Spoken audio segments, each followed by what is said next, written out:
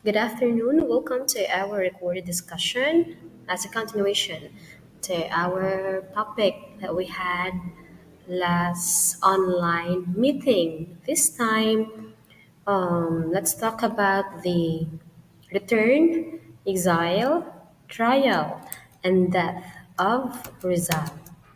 Before we do that, let's talk about first the romantic side of our national hero. Even though we often see him as a serious patriot and intellectual, so let's talk about first sa mga babae sa iyang kinabuhi because if ako mong siya if sa last part na ko siya i-isgot, like lain na kayo kay ang ending is about naman sa iyang kamatayon. So, lain ang vibe. So, yeah, mo to siya. So, Rizal was also a man like us, man with a warm heart who experienced love several times in his life. So let's go through his love stories in order and see how they influence his journey. So as you can see sa akong slide na ay 1, 2, 3, 4, 5, 6, 7, 8, 9. Some would say that naa siya ay 10 to 13 daw ka mga babae. Ano pa kaya wala na ipangalan. But for now, let's focus lang sa mga gipangalan jud or kanang mag-stay ba o pagtaod or dugay sa iyang kinabuhi o naay lasting impact sa iyang life. Kaya uban kay murag kanang pempal lang or kanang nara sa talking stage pa ron or kanang kagyut ra kayo ba. So mao wala kayo siya na consider sa ubang authors bahin ato nila mga babae. Ina, so let's start with Segunda Katigbak. So siya ang first love ni Rizal. So if you will be asked or namin ma-encounter nga question sa board exam, pinsa ko no iyang first love, that's Segunda Katigbak. So Rizal met Segunda Katigbak when he was studying at the Ateneo Municipal de Manila. So that's around 1877, high school pa si Rizal. She was a student at La Concordia College where Rizal's sister, si Olympia ba? Di ba si Olympia mo man yung bridge nilang duha? So Olympia was also studying sa the same college wherein asa na-enroll si Segunda Katigbak. So that's how they met, through his sister. Segunda was very charming man and intelligent, and Rizal immediately fell for her. However, their love story ended quickly because Segunda was already engaged to a man named Manuel Luz. So Rizal accepted this with sadness, but with maturity. So mo ni ang nahum nga iyang first heartbreak in terms sa uyab-uyab or kanang love life. Okay? Second, we have Leonor Valenzuela. Si Leonor is neighbor siya ni Rizal who received the invisible letters. So he met Leonor Valenzuela, also called Urang, when he was boarding in Intramuros while nag-study siya of medicine at University of Santo Tomas. So college na rin siya around 1878. She was his neighbor and Rizal would often visit her home. So to impress her, Rizal would write letters using invisible ink made from water, and salt, which could only be read by hitting the paper. Like imong kuwan ba, dangdang ang papel ngadto sa sihag para makita nimo ang letters na naka-imprint adto because it was made from water and salt man. Okay? However, the relationship faded when Rizal became busy with his studies and later met someone else. Some also say na ang reason nga nang mag-invisible ink si Rizal because ang parents ni Valenzuela is tutol or dili siya pabor kang Rizal. Okay, they wanted kanang dato man nga pares para kang Leonor or kay student palagi sila. Okay? Sorry. Third, we have Leonor Rivera, his greatest love. So Rizal met Leonor in 1880 in Camiling, Tarlac. She was actually his cousin. Patay ta ani. Though distant ra sila, but still cousin sila no. Kay mao man ni ang anak ni Antonio Rivera ato nagtabang ni Rizal. Itong usa sa mga nitabang ni Rizal when he traveled outside the country. Gikan, di ba, pag college years niya, iya magikip as a secret. Iya pag-travel abroad. So, usa sa mga nitabang niya kay si Antonio Rivera. They actually fell in love and their relationship lasted for about 11 years. I cannot confirm if nagkauyab yun sila, but one thing is for sure, they fell deeply in love sa usag usa. So for 11 years, they expressed their love through letters, even when Rizal was already in Europe.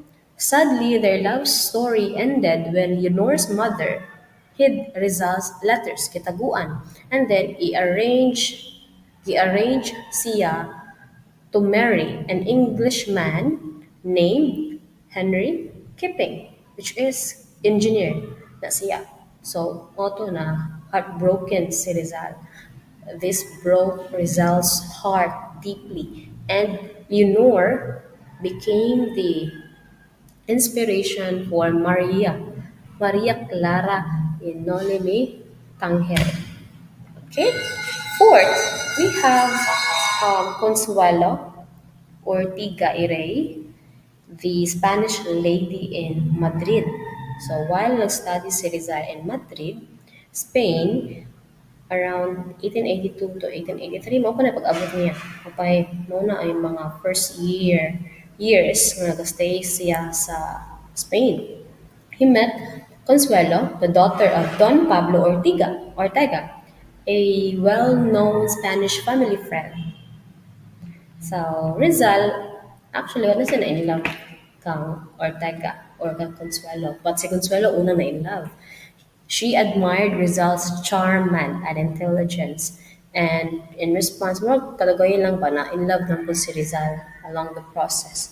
So, he would write her some letters, like a poem titled, I forgot, but it's like a last señorita, COYR, murag, ano siya kanang, not mura, but mo na ang acronym sa pangalan ni Consuelo.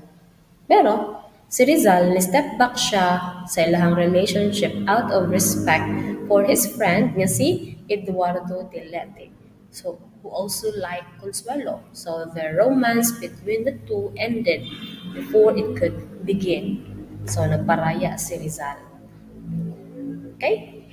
And number 5, we have Osisan, the Japanese love ni Rizal. Abi na to, amaw na ni iyang mapangasawaan.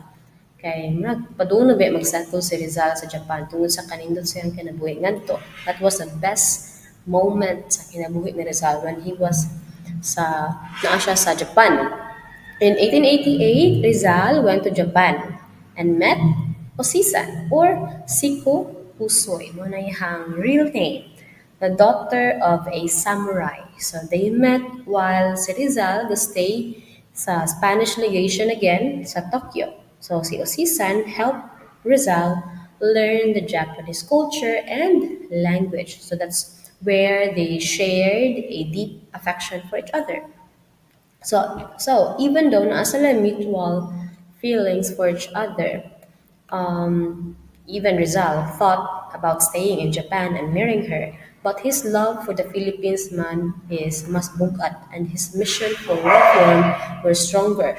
So he left Japan with a heavy heart. So mura siya di let go. Wala niya di kuan. Mas gipili niya yung gugma sa ato ang country kaysa ni Osisan or ni Seko Usoy. So although wala jud balakid man between their relationship, but tungod man sa iyang sense of or the love niya for the country mo to iyang gibiyaan si Usisan. Okay, the one that got away. Okay, so next let's have Gertrude Beckett. So she's a sweet English girl in London. So while staying si Rizal sa London, he lived with the Beckett family. Katong time ba nga struggle na siya sa iyang finances, but since naa siya kaila, adto siya gapuyo sa balay sa Beckett family. So their daughter sa managtiayon nga I forgot their names, basta ang tag-iya sa balay ba, parents ni Gertrude or ilahang tawagan kay Tuti. Tuti ang tawag ni Rizal sa yaha. Um, she developed feelings for him eventually kay sige ba sila kakita ay sa balay. So Rizal as well enjoyed her company and they became close as he worked on annotating Morga's successos ni Las Islas Filipinas. Again, nandiyan po yung ending. Nandiyan na siya.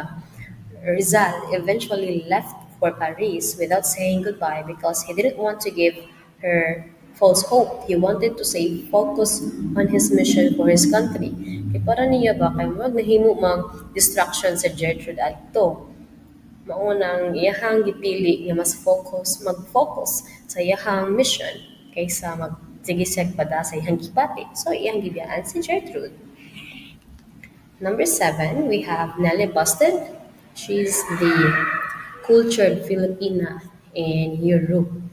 So Rizal met Nelly Busted, which is a very beautiful and educated Filipina English woman sa Paris. Okay, or I think yeah, in Paris and France around 1890 to 1891. Nelly admired Rizal's brilliance and they got along well, but the relationship ended because Nelly wanted Rizal to convert to Protestant or Protestantism before marrying her, something he couldn't do because of his beliefs. So tungod ang ilahang religion, they parted ways on good terms. Okay? Number 8, Suzanne Jacobi. She's a Belgian admirer. Some would say no, kung ano siya, prostitute. I cannot really confirm. But based on what I read, mag-prostitute daw ni si Suzanne. So when Rizal Man stayed in Brussels, Belgium, pag 1890, he boarded at the home of the Jacobi sisters. And one of them is si Suzanne. Oh, I'm sorry, Day. It's not Suzanne, but I think usa to sa mga babae niya. I cannot name na wala na lang po gilabot sa mga authors sa book. Kaya lagi, mayroon ka lang malabay lang to. I'm sorry. So, Suzanne is one of the Jacobi sisters na ginapuyan ni Rizal. So, Suzanne fell in love with him. She wrote him emotional letters when he left for Madrid. However, the relationship didn't continue because Rizal was always moving for his reform work and he didn't return to Belgium again. So, ing ana ang setup nila. Puros mayra sa sinugdanan and dili siya mo lungtad.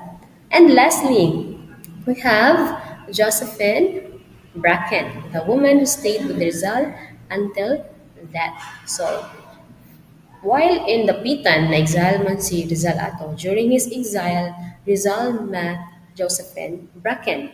She is an Irish woman who came with her stepfather. So, basically, adopted siya ni George Tuffer for an eye operation.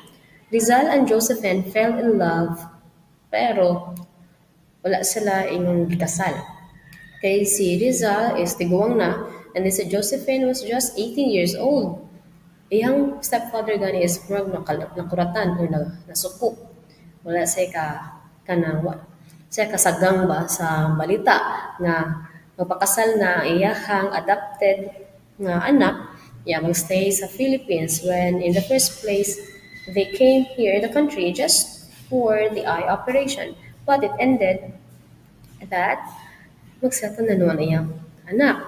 So Rizal and Josephine fell in love but wala sila naminyo because Father Obach, the priest in the Pitan, refused to marry them without permission from the bishop.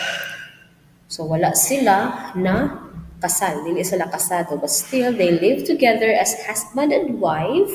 Maupo tong rason, mo ilang gisulti no nga. Even ang parents ni Rizal is against kang Josephine Bracken kay it's very kuan kano wrong or like against silang tradition ba, Philippine tradition. Nga ang babae is mapuyo sa balay together sa iyahang pares nga dili sila kasado. So, ni isa, ang kilay sa iyang parents, they're not kanang approve sa ilang relationship. But still, gugma is very strong. And since nag-uban sila, nakaanak si Josephine. But still, wala siya nakuan, magtugay. I think it only lasts for 2 or 3 hours ng bata. It sadly died. The child died at birth or after pagpanganak for at least 2 or 3 hours. So Josephine stayed with Rizal until his final days. She was with him before his execution in Bagumbayan on 30th of December. Okay, she's the companion until death of Rizal. Okay, so that's the mga babae sa buhay ng ating bansang bayani.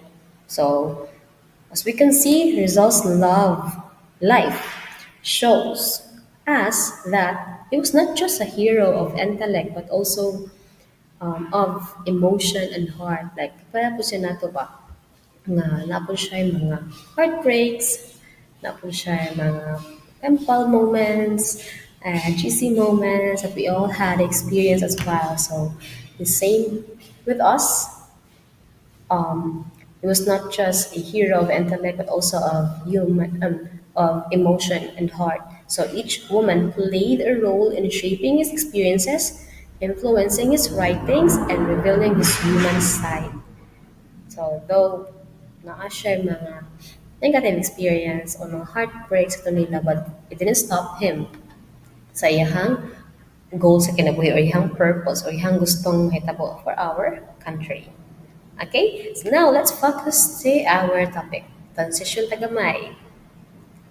This time, let's talk about the second homecoming. So ako maning nahisgot last online class nato, but let's reiterate that after living safely in Hong Kong, many people wondered why Jose Rizal still chose to go back to the Philippines, even though he knew it was dangerous. Unsa ganito ang reason?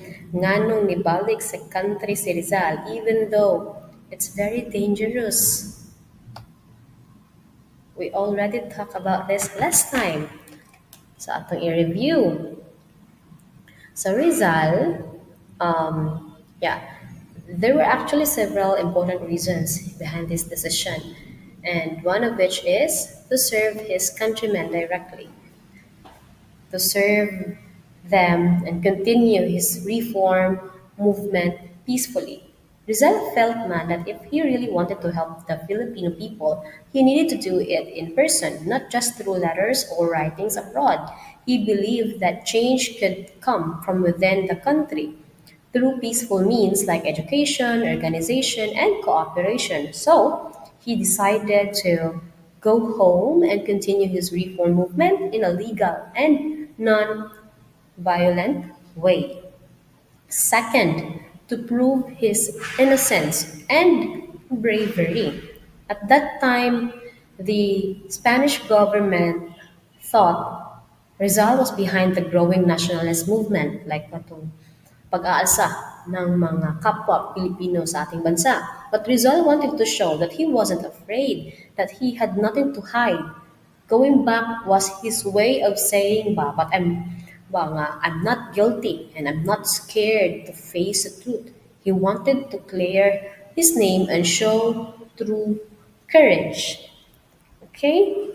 Third, to help the oppressed families in Calamba. Rizal's own family man and neighbors in Calamba were suffering because the Dominican friars took their lands, na mga land grabbing nga nahitabuan and forced them to leave their homes. Ipag-evict sila sa bahay ni Kuya.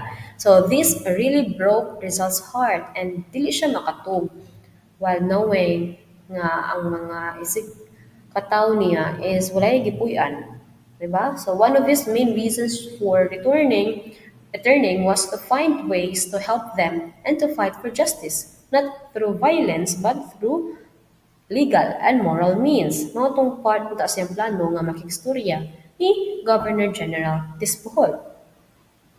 Number 4, to organize or to establish La Liga Filipina para makahiusa ang mga Filipinos. And yeah, mga tao sa atong country. That's another reason why that he wanted to go home. He wanted to unite Filipinos and teach them or us how to help one another. Them, the wala pa matatong nga time. Teach them how to help one another. That's why he planned to form La Liga Filipina, which was an organization that would promote education, livelihood, and cooperation among Filipinos. He believed that if people work together peacefully, they could make the country better. Okay.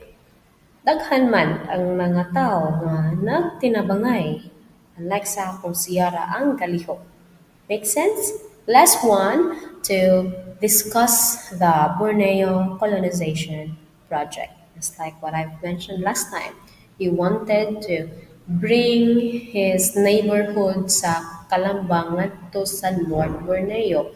But to do that, they need to gain the permission or the approval of the Governor General, which was Eulogio Dispopol, para sila maka-travel outside the country. So this Bohol then asked Rizal to go home first here in the country so that we can discuss your proposal. So, mo siya to discuss the Borneo colonization project. Okay? So next slide. The founding of La Liga Filipina, it dated around 3rd of July, 1892. So, after spending years in Europe, Rizal decided to return to the Philippines pag July 1892. So, despite the warnings that his life might be in danger, he came back because he believed that a real reform should start at home, in the Philippines itself. Rizal wanted to help his fellow Filipinos organize themselves and work together peacefully to improve their lives and fight against injustices through legal and moral means, dili sa pangdahas na pamamaraan. So pag 3rd of July 1892, he met with a group of patriots at the house of Doroteo Onghongko, a Chinese Filipino mestizo nga naa sa Tondo, Manila. So that evening, he explained his plan to form the La Liga Filipina or to form La Liga Filipina, which means the Philippine League. The goal of this organization was to unite all Filipinos of good character and to promote cooperation, um, education, and development among the people. So it believed pa that the real progress could be achieved if Filipinos helped one another and stood united. That's the idea ra jud sa La Liga Filipina, a civic organization, not a revolutionary group. So with that, Rizal wrote the constitution of the Liga himself. So nasa yung mga main objectives. Its main goals were very practical and peaceful jud ang lahang approach.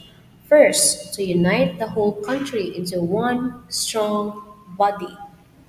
To unite the whole archipelago into one compact, vigorous, and homogeneous body. Second, to give mutual protection. Third, defense against all forms of violence and injustices. Fourth, to encourage education, agriculture, and commerce. And the fifth one, the promotion of reforms through peaceful and legal means. And lastly, to provide scholarship funds, legal aid, and cooperatives for members. So these goals show results, faith in peaceful and organized change rather than rebellion. Wala dyan sa yup, no?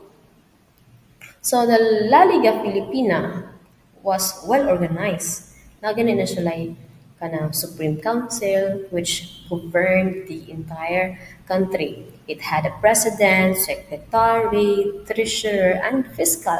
There were also provincial councils for each province and popular councils in every town. So, yan na siya ka-organize. Diyan din unta kayo ang plano ni Rizal. So, tapos sila yung mga duties. Members of the Liga had clear duties, like they had to obey the Supreme Council's orders. That's very basic. Help recruit new members, keep decisions secret, and report anything that could harm the organization. So each member pod had a symbolic name that they couldn't change until they became they became president of their council. And most importantly, members were expected to act as good Filipinos to help each other.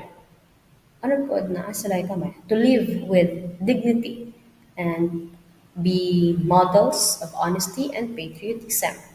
This shows that Rizal really wanted not just reform but moral strength among the Filipinos. Like, they cannot change the country man if ang mga tao nga nagpuyo pud anha is wala pa nausab. Makes sense? So that's the purpose, Jud, the whole idea of this. So the motto and ideals of La Liga Filipina was Unus Instar Omnium, which means one like all. This means that every Filipino should see himself as part of one nation, united and equal. Rizal believed that if Filipinos work together as one, they could overcome oppression peacefully. The Liga promoted the idea of self-help and cooperation. Moto na ang mga scholarship, mga legal aid, and help for small businesses. Rizal dreamed of a self-reliant Filipino community capable of progress without relying on the colonizers. So that's one like all. Una ilahang motto. However, despite sa usa ka nindot no, usa ka well-organized o pinaka goals and objectives, the Spanish authorities still bati ila ko tanaw ni. They became alarmed when they learned about La Liga Filipina. They feared man that it could grow into a revolutionary movement, even though Rizal's goals were purely for peaceful terms.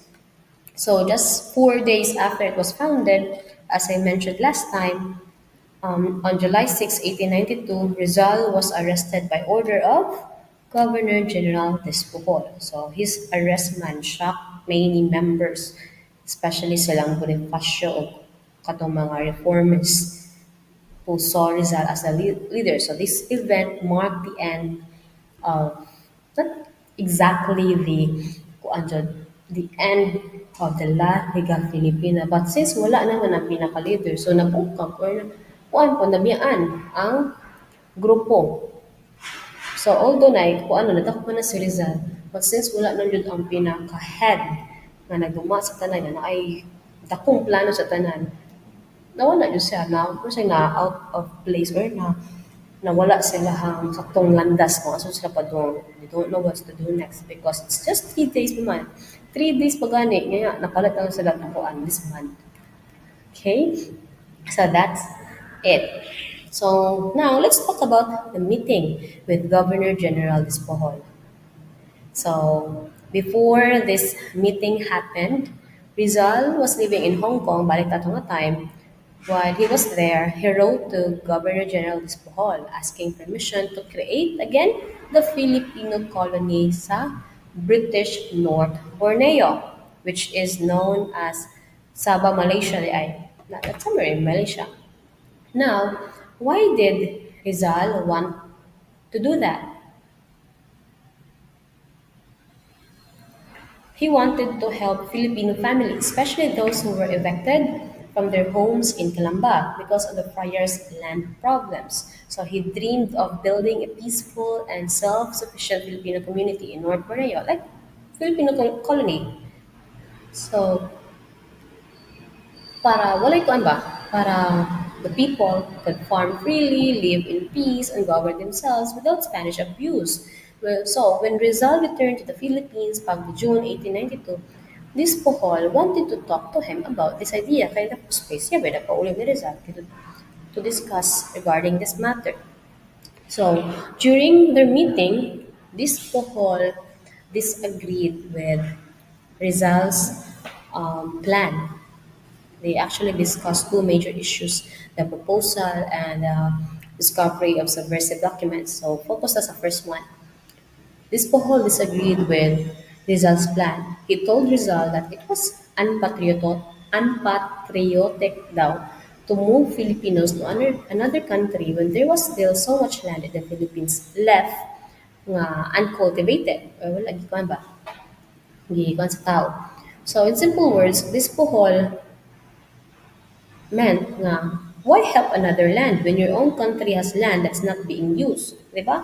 So, sa Rizal po, yan tubag, he said that the problem wasn't the land, it was the unfair system of land ownership under sa mga friars. But still, kung hindi pa, hanggat yapon si Dispohol, he reminded Rizal that many Filipino tenants in Calamba had already lost ko ano, sorry, um, ang pasabot day ano is, si Rizal, ihagya kong gi-insist nga dili lagi ang land ang problema, kundi ang nagduma sa yuta ng mga fire. So ihang giingon si Dispokol nga daghang sa mga tenants sa Kalamba ang nangawagtangan na sa ilang mga luna, especially ilang mga balay. And those who replaced them came up with mga problems because of the ownership dispute.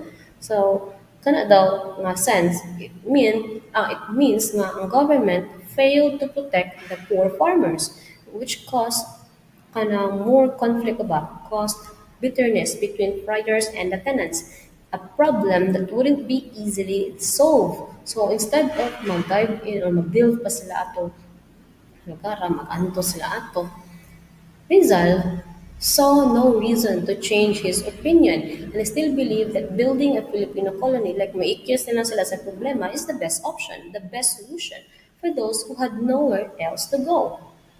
Okay? So, mao na siya. Pero still, close-minded gihapon si this Puhol. Wala siya naminaw sa reason sa Rizal. Instead, iyang gibuhat very unprofessional kayo ni insert siya sa another topic. So, suddenly, ihang gi-change ang topic. He took out the five small pieces of paper gikan sa ihang desk. So, these papers were called or friar handbills, which contained writings that criticized the friars for their greed and abuses. Wherein he told Rizal nga these papers daw were found sa iyang bedding or mga pillowcase that came sa iyang baggage katong pag-inspect sa custom sa iyang mga butang. So he then accused Rizal of secretly bringing kuan ba anti-friar propaganda sa tuang country.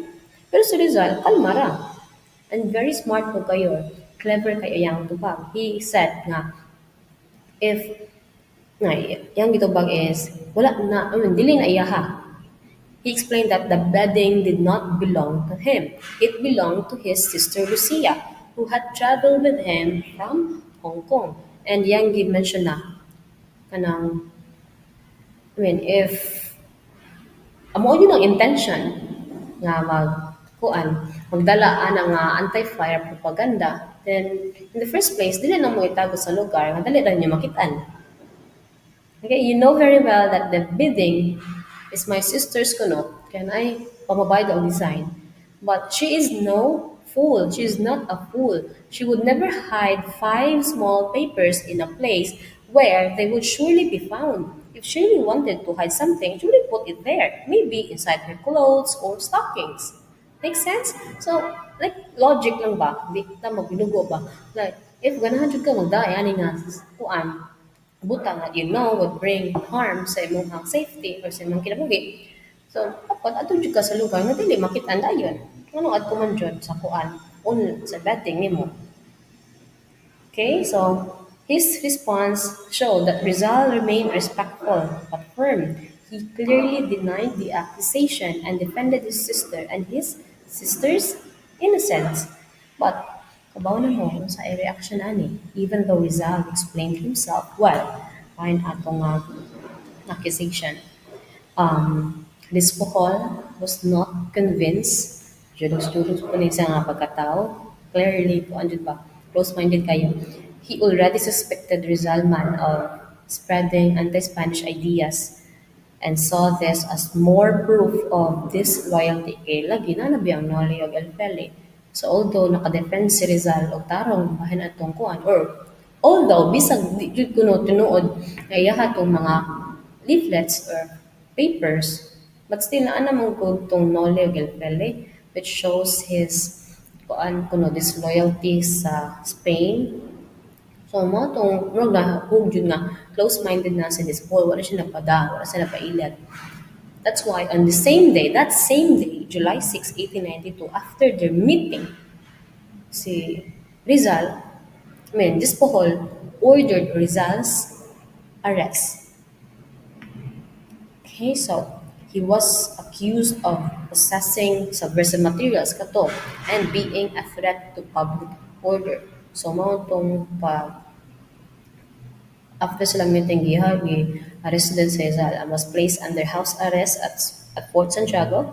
Na a few days later, pag July 7, 1892, mo na nga time na declare or ni issue si Governor General Julio Dispohol of gubernatorial decree of exile, sending, it is an order officially stating that Rizal is an enemy sa country, that Rizal is sent sa dapitan para i-exile. Make sense? Okay, next slide. So Rizal's arrest and exile to Dapitan, that was on July 6, 1892, nga gikuan siya, gi-arrest and accused of spreading subversive. But pag July 7, ato na kuan.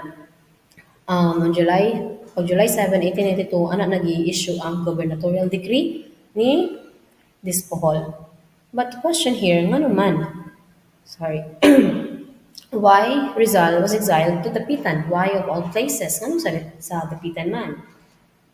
So you might wonder, sa Dapitan bitaw ma'am? So although we were able to establish this last time, but allow me to reiterate, it is because it was a remote and isolated town. It was under Jesuit supervision and loyal local authorities. It was far away from Manila, very isolated and hard to reach. So the Spanish people wanted Rizal to be cut off from his reformist friends and supporters. They also chose Dapitan because it was under Jesuit supervision. The Jesuits were the same group of priests who once taught Rizal at the Ateneo. So the Spanish believed that maybe the Jesuits could reform Rizal's ideas and convince him to stop fighting for reforms. So mao tong ila siyang gilabayan to. The exile in the Pitan became like ikuan ba, a peaceful prison because he wasn't placed in a cell but he was closely monitored and not allowed to leave the town. Kay para kang Dispohol, this was the safest option. It punished Rizal without causing a public scandal or making him a martyr na maopay mo trigger sa mga tao to rebel. Okay? And why Rizal was not executed right away? Why didn't they just execute Rizal immediately? Because at that time in 1892, there was no clear evidence or proof Rizal was leading any violent rebellion. His group La Liga Filipina, kung ano man, nag-promote naman itong peaceful reform, not armed resistance. If they executed him, it would look like unfair and cruel punishment for someone who has only asking for fairness, diba? At the same time, si Rizal is popular and influential. Even some Spaniards and priests admired his talent and patriotism. And this Bohol didn't want to make him a hero or symbol of resistance by killing him too soon. So instead of execution, they sent him to exile, which was a strategic move or decision that will silence Rizal, but avoiding him to avoid them turning him into an instant legend, to an instant hero. Okay? So, mao to siya. So, on July 7, 1892, mao niya mga panghitabo. First, si I think I mentioned this last time, or yeah, earlier, morning ang pag-release sa gubernatorial decree the day after the arrest. And on the same day po, since pag July 6 na tiwalag man or na disband ang La Liga Filipina, the former members of La Liga Filipinas as well, led by Andres Bonifacio, founded the Katipunan, the kataas-taasang kagalang-galang na katipunan ng mga anak ng bayan. The group was actually divided into two. Ang La Liga Filipina dinivide sa duha ka grupo. Ang first is, it's, I forgot how it's pronounced. It's Compre de Compañeros or something, ana, where in their ways of continuing the legend of Rizal is katong yung pumaagi through indirect terms, through writings, peaceful ways, iyan ang method. Pero, ang kaning katipunan, mauni, more on revolution, mga na ilahang opposite. So they formed a new group called the Katastasang Kagalang-Galangan Katipunan ng mga Anak ng Bayan, or simply the Katipunan. So unlike the Liga, the Katipunan aimed for armed revolution. They wanted to fight for complete independence from Spain. Even though Rizal's arrest silenced him for a time, it actually inspired others to continue the fight. So this time through a revolution. So mo na nagtigi na jud na anay mga na trigger. Okay? And next is, let's talk about the exile in Lapitan. So from 1892 to 1896, Rizal lived as an exile in Lapitan, far away from Manila, far from the movement he helped build, and far from his family. But instead of magnuktok siya no, or magsigma, instead of wasting those 4 years, he transformed the quiet town into a center of progress and learning. Very productive kay siya. So, Rizal as a doctor. When Rizal arrived in Dapitan, he was placed under the custody of Captain Ricardo Carnicero, the Spanish commandant of the town, who later became his friend. So, before pa nahimong ko ano si Rizal, himong doctor, before siya naka-create of clinic, create of school, naka-own of large or wide hectares of land, nikuan pa na siya. Iyang only bisyo man sa dapitan kay ang pagsugal. So mo to nitaya sila sa sugalan together nilang kuan Ricardo Carnicero. So silang tulo to nitaya na siya kawan po the other one. Don't know the name. They did not name him kay murag kuan po siya. Si Carnicero mo sa bodyguard ba, mo bantay niya. Spanish na silang duha and then back up to niya ang isa. So silang tulo nagkuyog ni Rizal and silang tulo ni Rizal nagkuyog para mutaya. So nadaog sila og 20,000. So nag-divide silang tulo. Ang naporta ni Rizal is 6,200. So kung ano ko sa 20,000 divide of 3, anong 6,200? But anyway, so mo to, ang 6,200 is equivalent man daw karon og 3 million. So mo na yang gigamit para mapalit og yuta, magtukod og balay, tukod og eskwelahan, tukod og clinic. Okay? So the town people soon discovered the remarkable skills of Rizal as a doctor, and his reputation as an ophthalmologist spread quickly. Mabita tong bisag na sa Hong Kong silang Josephine Bracken, nakabalita sila bahay ni Rizal and transfer sila. Yantudod sila sa Dapitan para magpaayo sa mata. Okay, people traveled long distances just to be treated by him. He treated both rich and poor patients, and if someone could not pay, Rizal would still accept them and sometimes take small items like fruits, vegetables, or simple goods as payment. He also used Philippine medicinal plants to treat illnesses, proving his practical knowledge of local science and nature. Because of this, he wasn't just a doctor of eyes. He became a healer of lives in the Pitan Road support healer. Char. Okay, next. As an educator. So, Rizal did not stop with healing individuals. He also wanted to heal the community. So working with, he established a boys' school in his home because education was always close to Rizal's heart. So when he settled in the Pitan, he fulfilled his childhood dream of opening a school. He built a small boarding school where he personally taught about 20 boys, including the children of local families and his household servants. Now, his teaching style was very different from the traditional Spanish education system. He believed in learning by doing, so lessons often happened outdoors in the garden, by the beach, or in his small library. So he taught mathematics, science, and languages, especially Spanish and English. Each day, one language was assigned for use, and if a student accidentally spoke another language, they were gently punished by wearing a rattan handcuff for a while.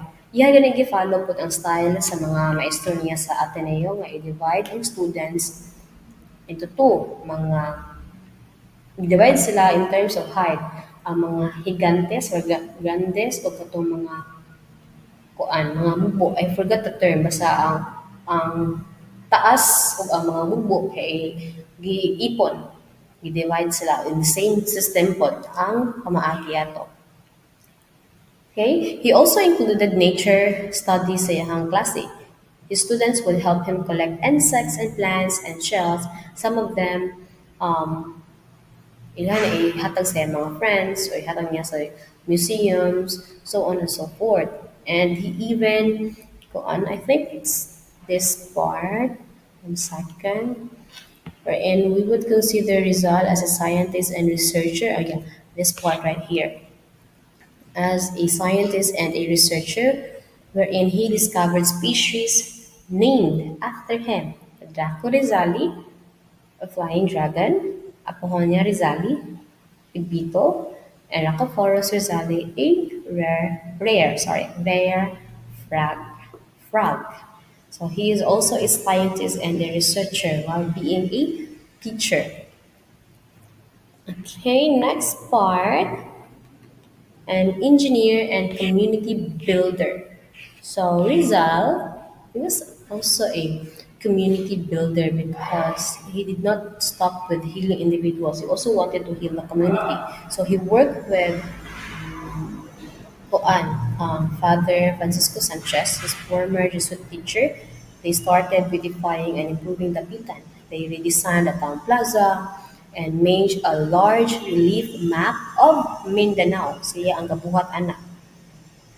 And yeah, it is actually still visible until this day. And one of his impressive achievements was designing and building a water system that provided clean water for the townspeople. Imagine, no government funds, no modern equipment, and yet Rizal managed to bring fresh water to homes using only his Ateneo engineering education, creativity, and determination. He also drained actually the mosquito-infested swamps para makaprevent daw sa malaria nga himong outbreak ana nga time.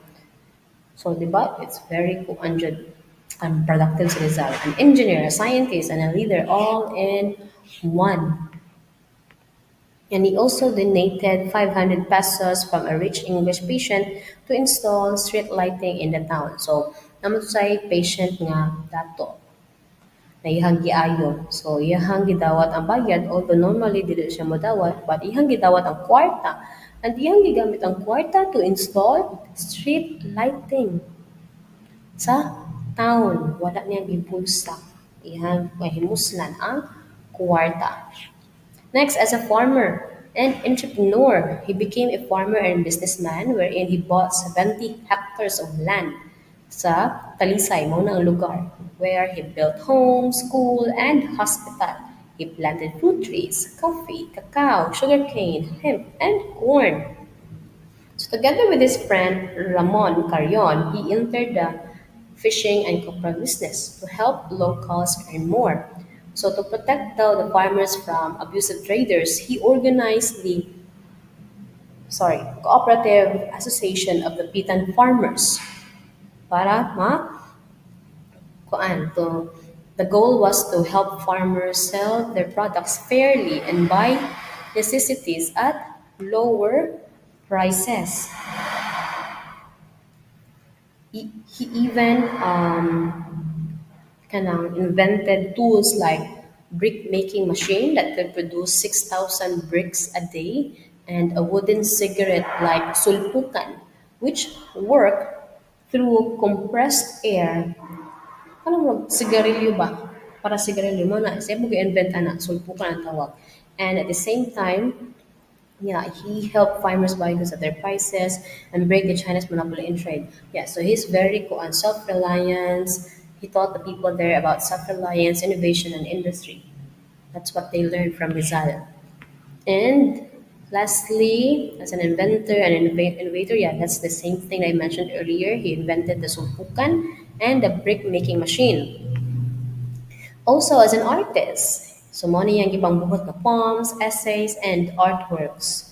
He created a poem for the Spanish commandant, a hymn for his students, a poem for his reflection while exiled siya, and his love as well, ngadto nilang kuan, Josephine. Next, as a lover. So, mo ni siya akong gimension last time wherein he met Josephine Bracken, an Irish woman from Hong Kong, came to Tapitan seeking results medical help for his foster father's eye ailment. So they lived together as husband and wife in Tapitan, and she became pregnant, but their baby boy, Francisco, lived only 3 hours after birth. Next, Rizal and the Katipunan. So, pag 1896, Dr. Pio Valenzuela visited Rizal in Dapitan to inform him about the Katipunan's plan for revolution. So, giapas siya anhi sa mga tao o mga members niya before sa La Liga Filipina. So, after that, Pio Valenzuela actually informed Rizal na mao na ilang plano kung magkuan sila og rebellion or magkuan sila bahin sa ilang grupo nga katipunan mga mao na ang update, so on and so forth. But Rizal opposed the idea, saying the people were unprepared and armed and would suffer greatly because ihang gusto ra jud is peaceful reforms, not a bloody revolt.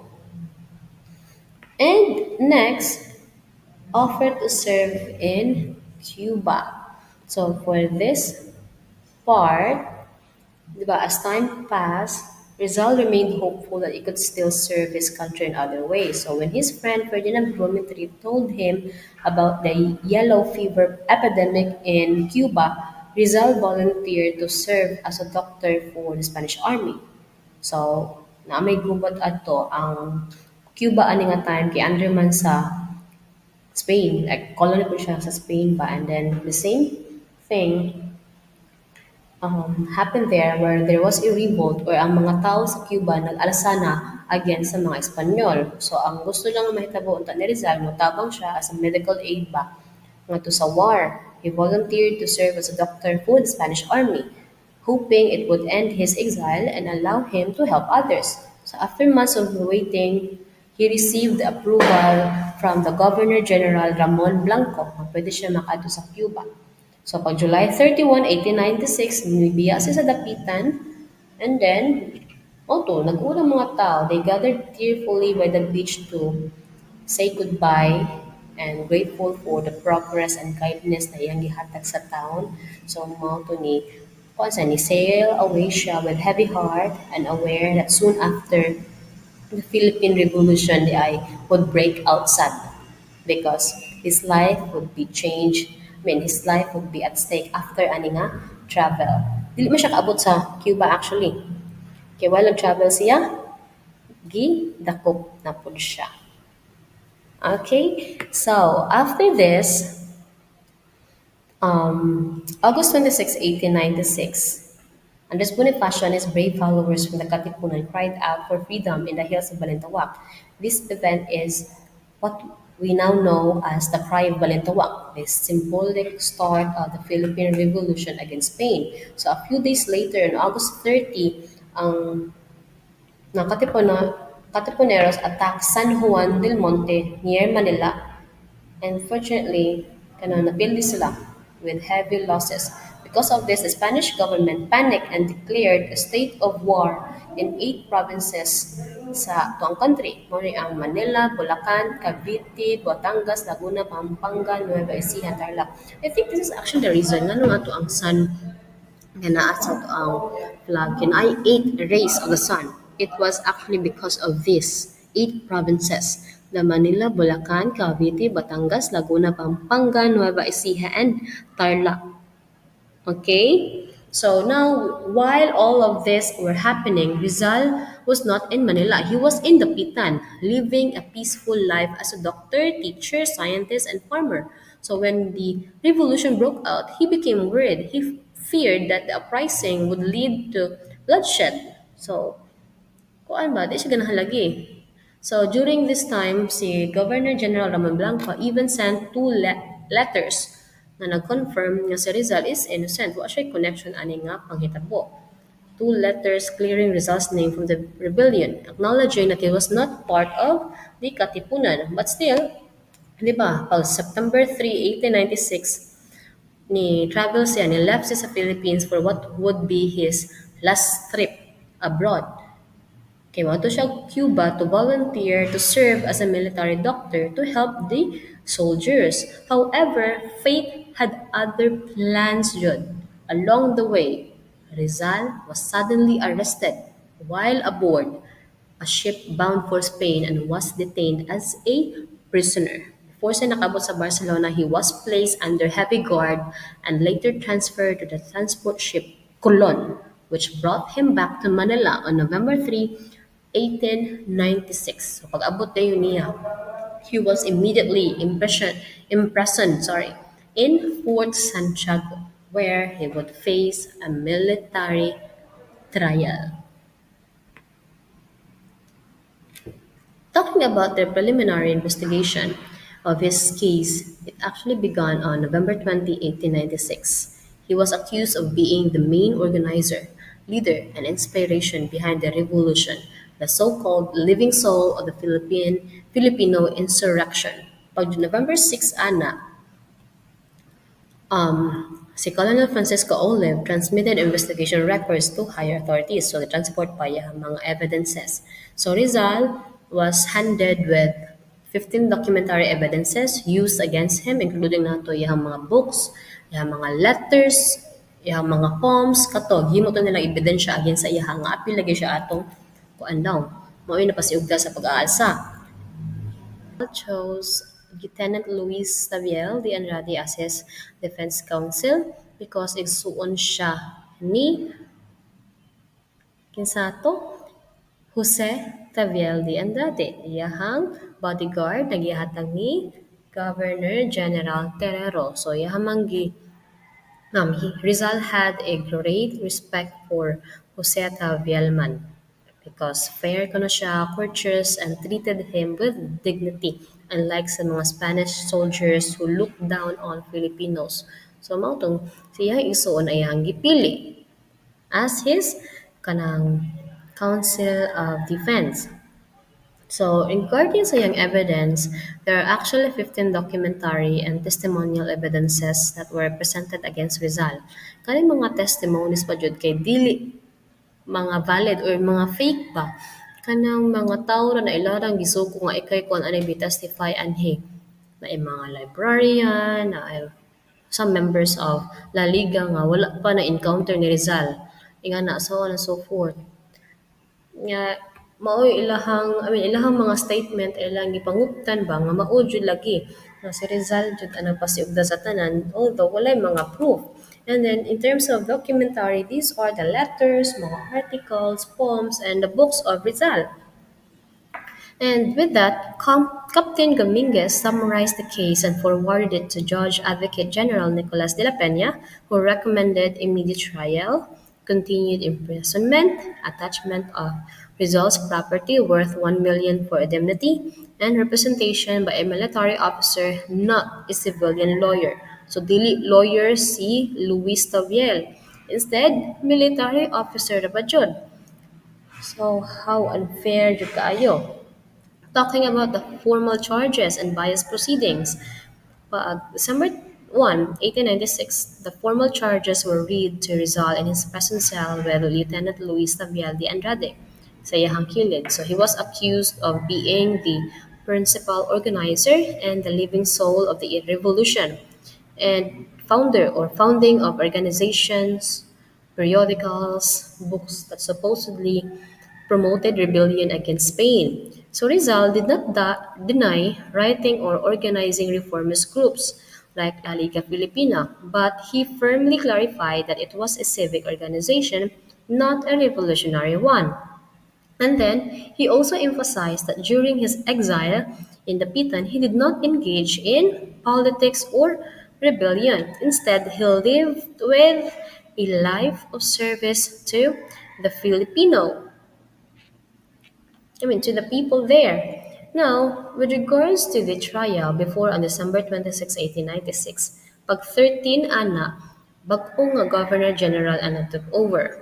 So siya ang replace ni Blanco. His name is Camilo G. de Poliveja na mao'y nag-worsen sa situation. So the trial was nothing short of a mistrial, a farce, a mockery of justice because si Rizal, he was a civilian. He was tried by a military court composed of Spanish officers who had already decided he was guilty even before the trial began. Diba? And all the evidence against him was accepted while iyahang defense and proofs of innocence kay gi-ignore nila. With that, here are the defense. Talking about the defense of Rizal, here they are. So, pag December 26, the military court, anak siya na officially tried or niyan pa ba, ni-start na ang trial ni Rizal.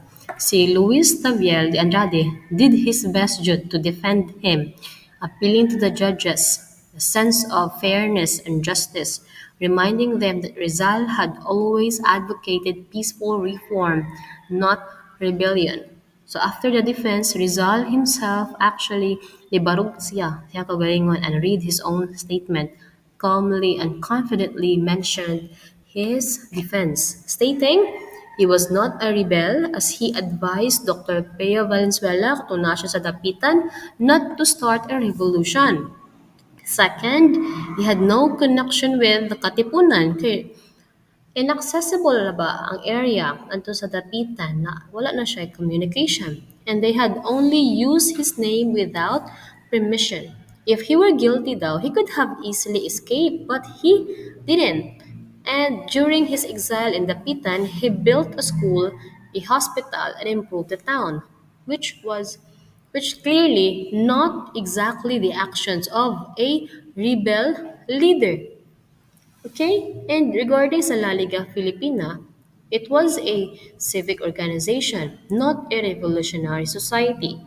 And lastly, in Dapitan, he lived an exemplary life, as even Spanish officials and missionaries could attest kung sa siya ka kuan adto sa Dapitan. So despite his clear and logical defense, the court ignored his explanations sorry, and declared him guilty of rebellion and sedition. So talking about the verdict and the sentence, after a short deliberation on December 26, the military court recommended the death penalty. So Governor General Polavieja approved it, signed the death sentence, and on December 28, 1896, he signed the official decree stating that Rizal would be executed by firing squad at 7 a.m. on December 30, 1896, at Bagong Bayan, now Luneta Park. Talking about the evidences, I actually read a book stating that if the Spanish officials followed the correct proceedings now, Makumpleto lang jud nila og kolektanan or makompile nila tanang mga evidences against ni Rizal on the year 1898 pa.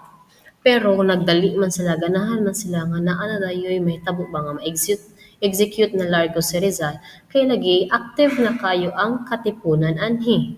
And they want to set an example to the Filipinos nga mao ni mahitabo sa inyo ha if you will do the same.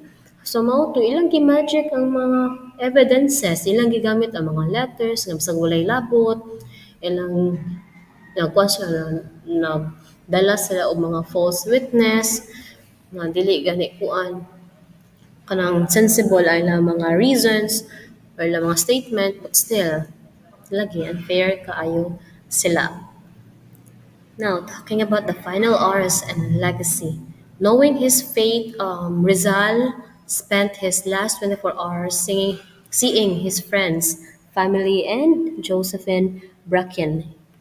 It is actually believed that on the night before his execution, he wrote his final poem, Mi Ultimo Adios, or My Last Farewell, and secretly placed it inside an alcohol lamp na iyang hand over to Trinidad, saying softly, There is something inside. So pagkakadlaw sa December 30, 1896, nag-send siya og letter para sa iyang family that expresses love for them and calmly accepting his destiny. So he faced his executioners with courage and serenity, turning his body as he fell so that he would face the rising sun, symbolizing the dawn of a new Philippines. So before tawisgot Anna, let's talk about the execution and how it happened. The death of Dr. Jose Rizal pag December 30 na jud. We will walk through the final hours, his march to Bagumbayan, his calm in the face of death, the execution itself, and what happened afterward. So pag 6:30 in the morning, anan ay nitingog nga trumpet or ni blast ang trumpet sa Fort Santiago nga nagsignal nga nagsugod na og bakta si Rizal, the final walk to his execution. So the sound of the trumpet marked the end of his long struggle for reforms and the beginning of his journey toward martyrdom. So si Rizal lakaw ra siya, kalma kaayo, there was no trace of fear. And then sa iyang right side naangad to si Luis Tabiel, and then sa left side niya na si Father March and Father Villa Clara, ihan ay mga spiritual advisors. So together with them, there are a group of soldiers surrounded them as they walk through the streets. So kaniyang paglakaw daw is gituyo jud ni para makita sa mga tao. Mao na inyo how ma-encounter pod if surang-surang mo sa Spanish government. And Rizal was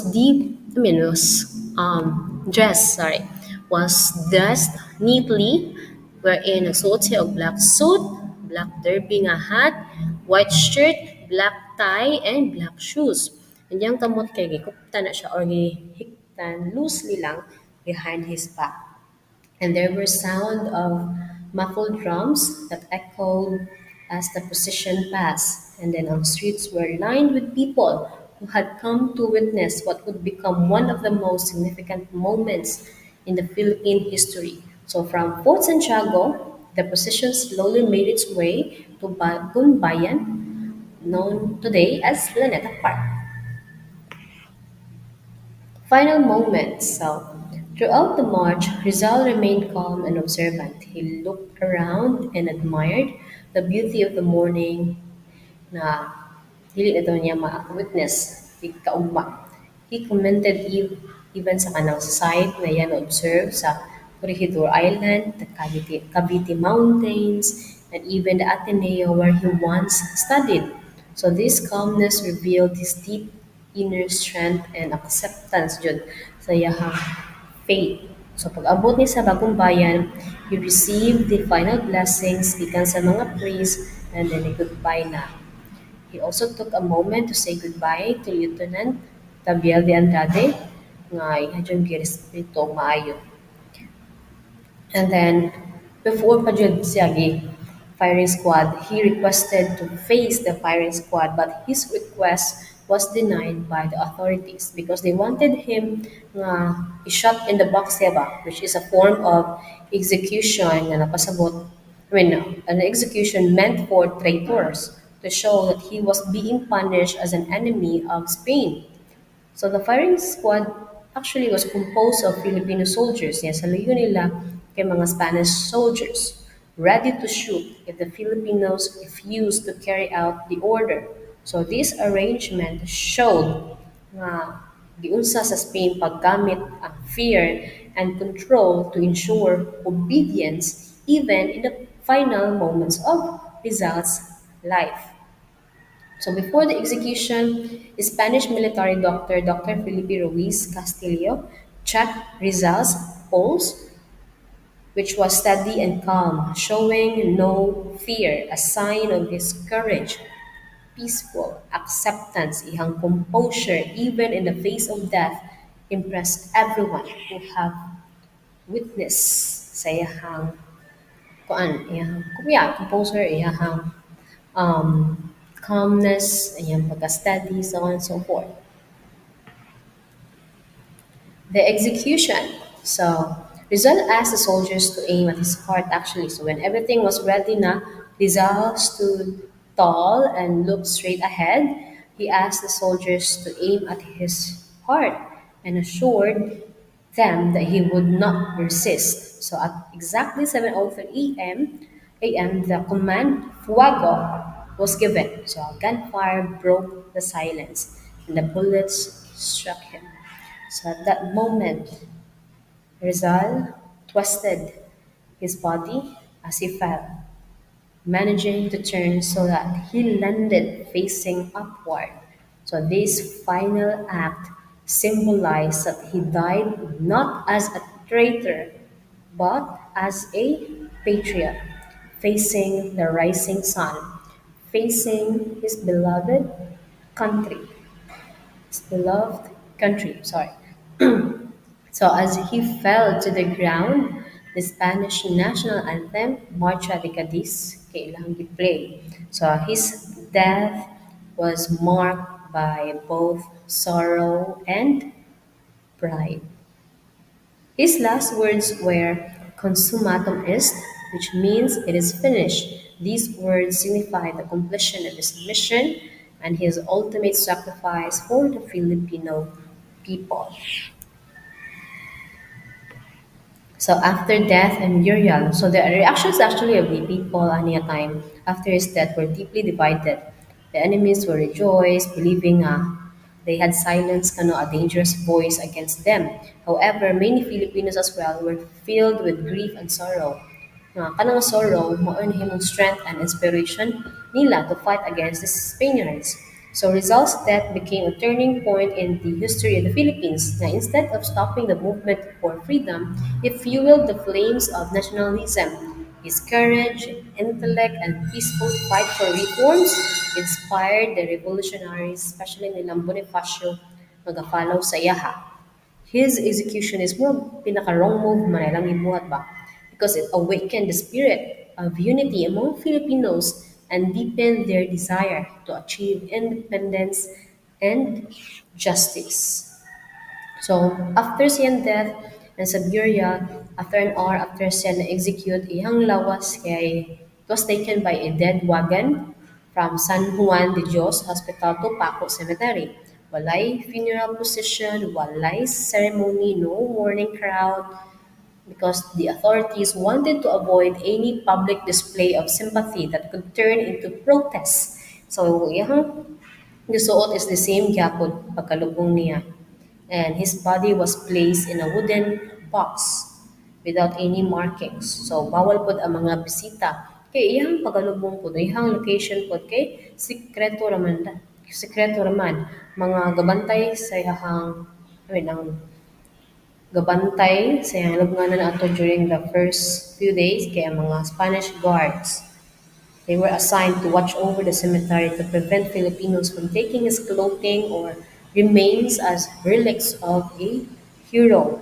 So it was his igsuon together with some friends niya kaila nga nag-try og locate sa iyahang grave and nagbutang og markings nga RPJ, which stood for Jose Potasio Rizal, written in reverse, ordered to protect the site from Spanish authorities.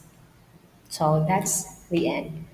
Dr. Zerzal faced death with dignity, courage, and calmness.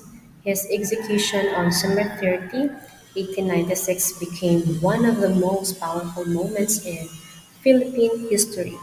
It did not end the struggle. Instead, it gave new life to Filipino people's fight for freedom. His martyrdom proved that even in silence and death, the spirit of truth, justice, and love for the country can never be extinguished. So, Yahang death continues to remind us that real change begins not with violence, but with the courage to stand firm for what is right, even when facing the greatest of sacrifices. That's it. Thank you.